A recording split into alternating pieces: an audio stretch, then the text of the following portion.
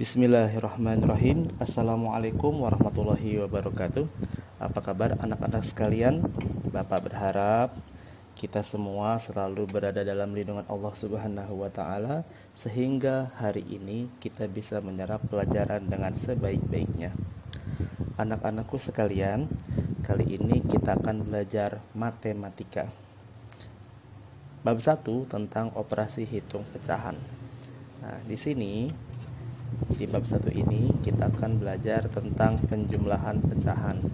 Penjumlahan pecahan yang akan kita pelajari diantaranya adalah penjumlahan pecahan biasa dan pecahan campuran.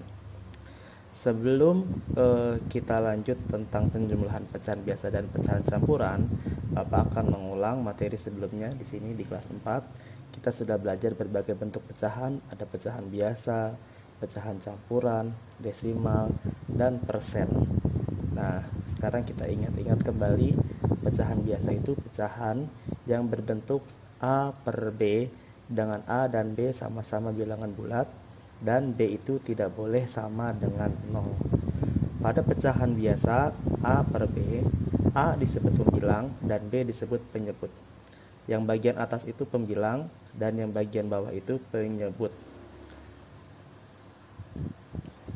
Nah, sebelum kita lanjut dengan penjumlahan pecahan biasa dan pecahan campuran, kita akan belajar tentang apa itu pecahan campuran.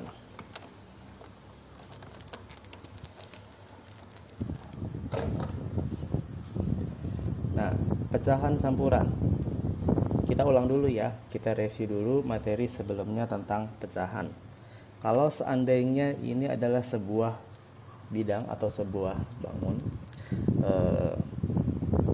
misalnya ini adalah kue ya, pizza misalnya. Pizza ini kita bagi, kita belah. Kalau yang ini kita belahnya begini. Ini kita arsir. Kalau ini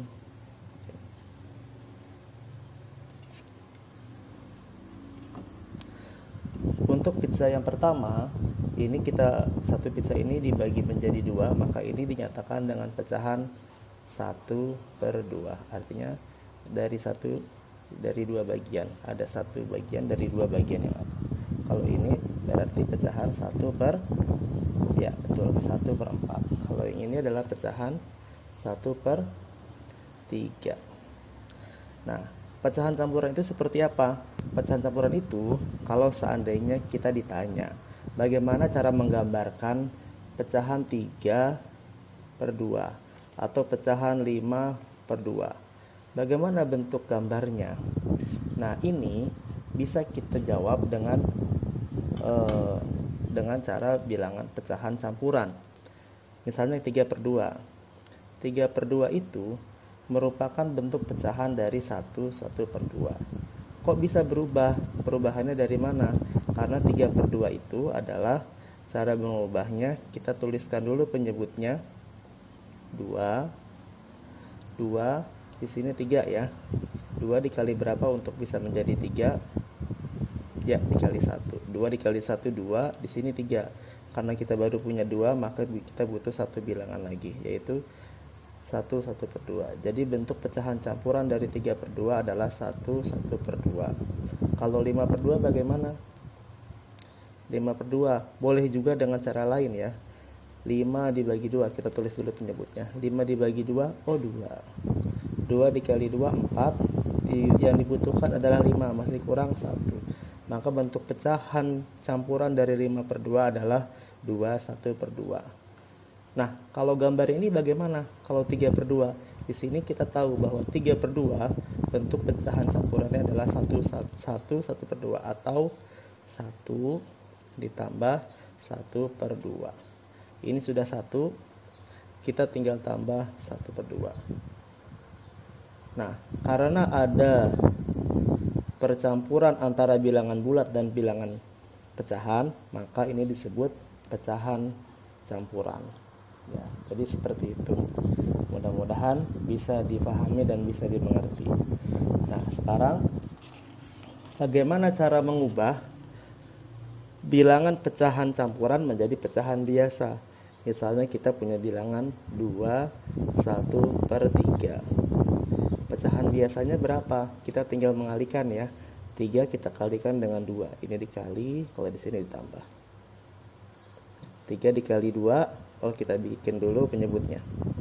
3 dikali 2, 6. 6 ditambah 1, 7. Berapa pecahan biasa dari 9/4? Kita tuliskan dulu penyebutnya 4. 4 dikali berapa biar bisa jadi 9? Dikali 2. 4 kali 2, 8. Masih kurang 1. Oke.